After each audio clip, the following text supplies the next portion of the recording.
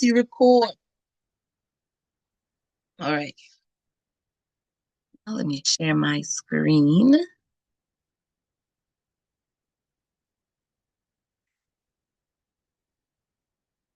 Okay. I am screen sharing.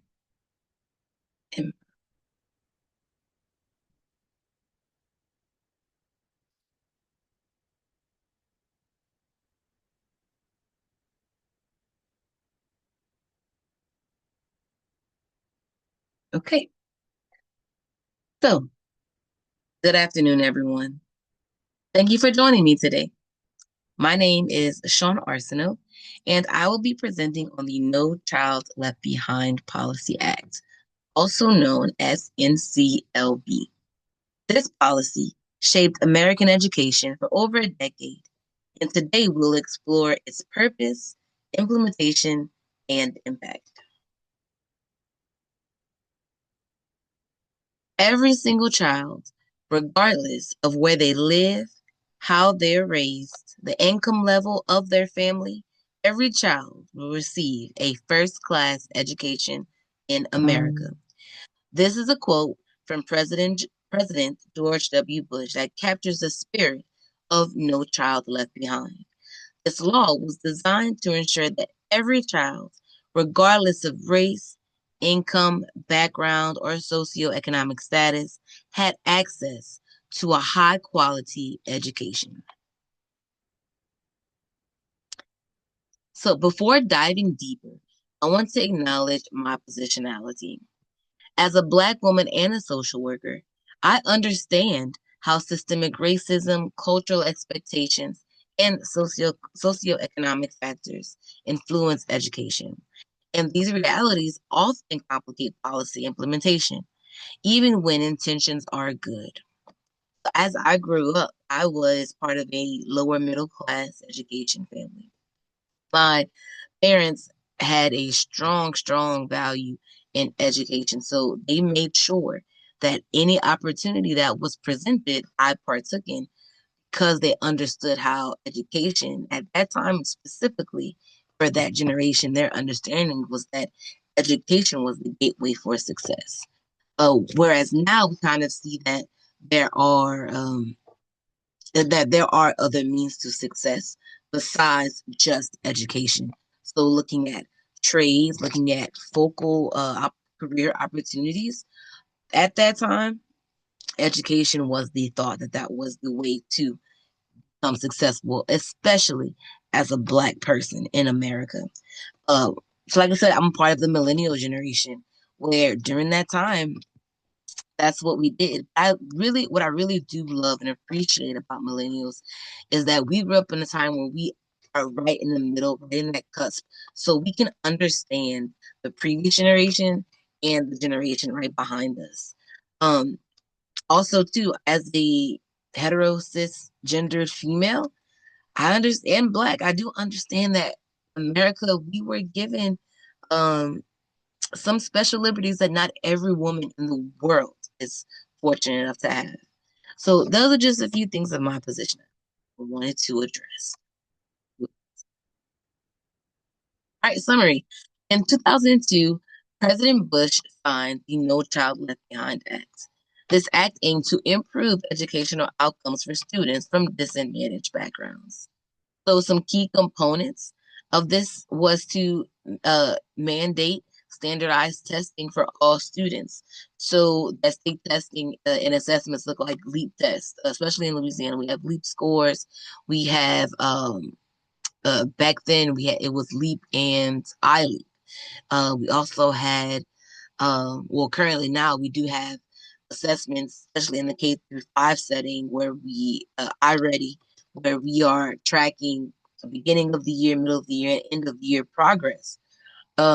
And we're using that to show the progress within students at that school. We're also looking at accountability for schools. So, what does it look like when a school is not performing to the standards that they should be? And there are consequences for that. There were consequences for underperforming. Also, too, there were more choice for families. This policy wanted to advocate for families to have a say and have knowledge of what was going on within their child's or children's school. Right? How is the policy expected to work? But to achieve these goals, No Child Left Behind focused on hiring qualified teachers that could teach in the content area that they were certified in. They were also implementing rigorous academic standards and funding tutoring and after school programs through Title I grants. All right, so main goals of NCLB continue to improve educational outcomes for K through 12 students. We're going to look at implementing school standards, right? Schools were required to assess students and report their findings to state and federal agencies. If certain standards within the subgroups of students were not met, there will be consequences. Those consequences often could have been restructuring of the school system or even that school district. Also, the state taking over that school, so the state was now in charge of how that school was being operated and run. And when I say restructuring, I want to move back to that. Restructuring could be firing. Restructuring could be moving key people um, within that school. That restructuring could be removing key components and key people that were important for that school in their position and the actual person. All right, next, family choice. Giving choice to these families. If students were living in a failed school district where they did not feel safe, then parents were given the option to send their children to schools with better performing scores. So if students were in a area where the area was just not as fortunate as others, those families had a choice to move their students to another school because of where they lived. Even now, one of the lasting impacts that we have that I see specifically in my area is we have a lottery system for our public school system where students can, or parents and families can input their child's name into a lottery and for specific schools, and they can get chosen to go to that school or not. But as if you live in a failing school district, you are given priority. So if you apply for this lottery, it's almost a given that you will be afforded the opportunity to attend another school that is not failing, that you would love your child to send to, love to send your child to. All right, reading proficiency. So one of the most ambitious goals was the reading proficiency by third grade. President Bush famously said, "Our children will be reading by the third grade." Unfortunately, that was not happening, and it still isn't happening. All right, so there are two videos. I'm only going to show one just for the sake of time. But this is towards the end of No Child Left Behind.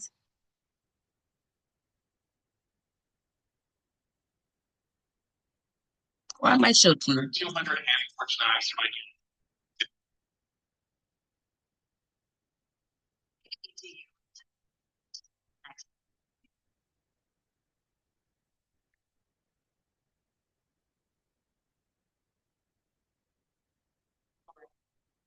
Measures in recent decades that have found the Pine Act. It was signed here in the Tri-State in 2002. At the time, it wasn't controversial at all. It was actually universally praised and admired. That's why Jeff Hurt to tell us what happened between then and now and what happens now.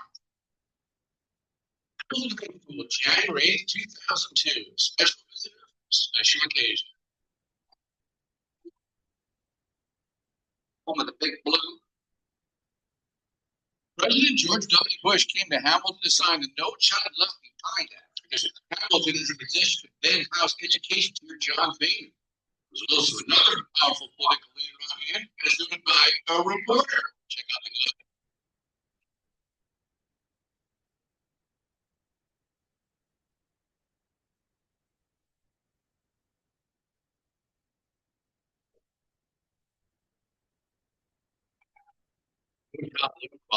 Promised more federal money, fewer federal strings, and tougher academic standards.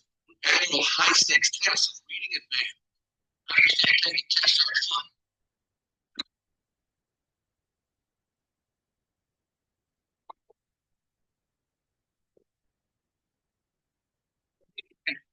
The reality was different.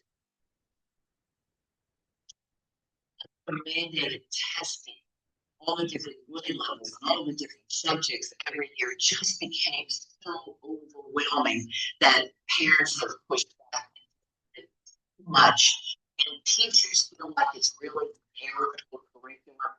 The testing mania. Principals could in theory lose their job with no child left behind if test scores lag, ultimately backfiring. Too much testing, parents and teachers argued, and less time for things like art, music, and physical education. There's more to life than what critics call drill and kill tests in math grade. I think the pendulum is starting to swing back, and people are saying every child, every year, and all these subject areas is probably a little bit. It is too much, and I think the government has heard what the parents have. After years of political wrangling, in December 2015, President Obama signed a replacement for No Child Left Behind. Every child succeeds that. The law keeps some of No Child Left Behind, like focusing on how well minorities do, and there will still be annual testing. But the new law is supposed to have more flexibility for states and schools on how to test and how to recruit people who do not do it. Plus, there are fewer federal do this or else unfunded mandates. I don't think they really understand our local boards of education. Local citizens truly understand what's happening locally and make the best decision. But first, that was the hope behind No Child Left Behind as well. We want to make sure no child is left behind. Every child must learn to read. Easy to say, not easy to do. Jeff Hirsch, Local 12 News. The new law every 16 adult. Okay.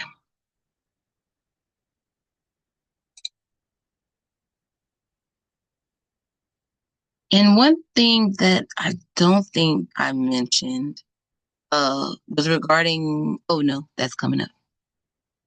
Let's see, this one. Super. Way of progress stands in the way of innovation. So we're doing what work directly with states. If the states are doing the right thing, raising the bar, having higher standards, being thoughtful about teacher and principal evaluation support, turning around underperforming schools. We want to give those states a lot more flexibility. The best ideas in education are never going to come from me or frankly from anyone else in Washington. They're always going to come at the local level. We're seeing tremendous courage, tremendous leadership at the state level. We need to get this law off of people's back, let people continue to improve at the local level where the real action is. As you mentioned, this would be it would be done by an executive order here, and I'm just curious what this is a result of, and I'm sure it's a result of an amalgamation of factors. But specifically, I want to ask you about some of these cheating scandals. I mean, how much of this decision was impacted by these scandals across the country? Certainly, Atlanta for one, where you have these teachers who are just trying to teach this test to approve proficiency to comply with No Child Left Behind. Yeah, well, obviously, that kind of behavior is very, very disappointing and unacceptable. We don't want anyone teaching to the test. All of us have to have integrity in what we do. But honestly, that was no part of our calculation or our decision. I've traveled the country. I've been to 44, 45 states. Rural, urban, suburban. Everybody's asking for relief. Everybody's asking for more flexibility. They don't want Washington to be so top-heavy. When I ran Chicago public schools, come to this building and in my conference room and beg the federal government, beg our Department of Education for the right to tutor my children after school. 25,000 children wanted to work harder, wanted to have additional tutoring. They didn't want to give me that flexibility. That made no sense. That lesson has stayed with me. It's hard. We're doing the right thing by children, where they're raising standards, reducing dropout rates, we're seeing growth and gain. We got to give folks more room to economic times. We have to give them more flexibility. So you mentioned, back home in Chicago, you have Illinois, you have all these different 50 states I know who are encouraged to apply for these waivers, essentially waiving the law's proficiency requirements. But for a waiver to be approved, be specific with me, Secretary Duncan. I mean, what sorts of admissions will the state have to? Basically, we've seen amazing progress and courage at the state level over the past 2.5 years. 44 states have raised standards. college and career ready standards for every single child, that's an absolute game changer. Under No Child Left Behind, unfortunately, many states dummy down standards, reduce them. We're actually lying to parents because they make politicians look good. It's bad for children, bad for education, bad for the state, ultimately bad for our country. But that happens in far too many places. We're seeing, again, a tremendous move in the opposite direction, raising standards where folks are doing that, where they're being very thoughtful about teacher and principal evaluation support. We want to give them a lot more room to move. That's So you talk about some of the goals. For high standards. Forgive me for interrupting, but what specifically, what will these schools have to prove and have to offer to get a waiver? We're still working through that package. We will announce the final package next month after Labor Day. But I tried to hit on a couple of the key points. Where there are high standards, we want to partner with. Where they're dumbing down standards, reducing them, that's not a state we want to partner with. Where districts and states are focusing on growth and gain rather than absolute test scores. How much are folks improving? We want to work with them. Where they're being very thoughtful and creative around teacher and principal evaluation, we want to work with them. What about to challenge the status quo in very low-performing schools, dropout factories, where 50, 67% of students are dropping out? We're seeing real courage. Look, that's where we want to partner. And we're seeing an amazing amount of leadership, again, from states. We want to give them the room to continue to move in the right direction. I think a lot of people.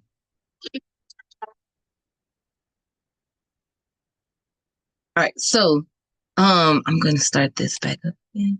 So as we can see from these two videos, at the end of No Child Left Behind, there were a lot of concerns. From the first video, what we saw was as far as testing in this particular school district that this principal was talking about, testing had become extremely exhausting, mentally draining for not only the teachers and the school staff, but for the families as well. They were over it. It was testing after testing after testing after testing. And then what was done at the end or what was done in between? You couldn't do much teaching, which led to the next video with Secretary Duncan, who was not the secretary during that time. That was Secretary Page. But Duncan was part of the President Obama administration and discussing some of the after effects of No Child Left Behind, which led to one of their biggest concerns was teaching the test. So instead of teaching actual material and actual things that they needed to teach, the teachers needed to be teaching, they taught what was on the test, which led to a lot of cheating scandals in those early stages of No Child Left Behind. All right, let's go to the next one. All right, so have the goals been met? In some way, sure. But there were some benefits of this. There were some benefits of this policy. Since No Child Left Behind, educational standards have been set nationwide, which leads to more accountability on the school. This allows schools to give true and accurate information regarding their student success. With this policy, attention towards the achievement gaps were drawn. So one thing that No Child Left Behind did do successfully was identify those gaps between disadvantaged students that we did not see before. So having actual data in numbers to show that these African American students are not succeeding as well as their white counterparts, or that students of a lower socioeconomic status have not been performing as well as their peers who are a little higher above in socioeconomic status, it was able to bring that to light. So, unfortunately, the reading proficiency level of all students was not met, partially due to insufficient funding. There needed to be more funding. The allocation of the funds was not done with due diligence. So, I think it might be the next one, the next slide. Okay. No. So funding was for No Child Left Behind. It was through Title I funds. And what the federal government allowed was for states to kind of allocate where that money should go towards. However, they did not do that effectively. What should have been done, or what the goal was to allow states to be more in control of their funding and how their school systems work. And partly would have been their choice to decide how to allocate those funds within their own states. Okay, so research theory. This policy was heavily influenced by political ideology, civil rights theory, and standards-based reform.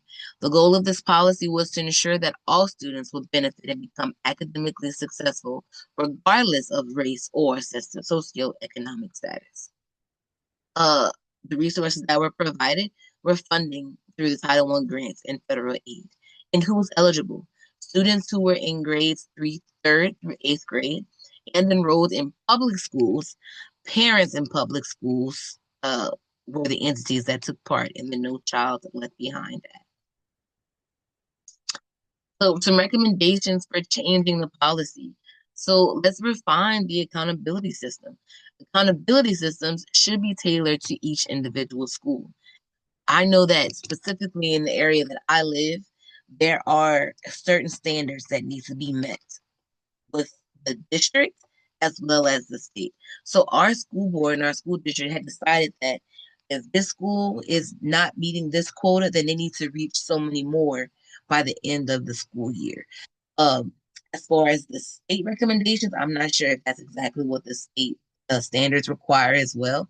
But for Lafayette Parish school system, we have done that amongst ourselves.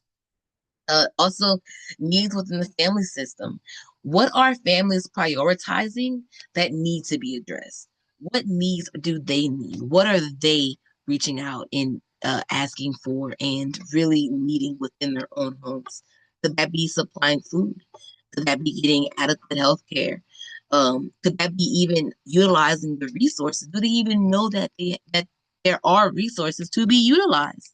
How can we meet those needs within that family system? And of course, we need money. We need increased funding, increased and guaranteed funding for after school programs, for schools, for teachers who are truly wanting to be there. There needs to be more funding for that. Here are my references. And thank you for watching this presentation.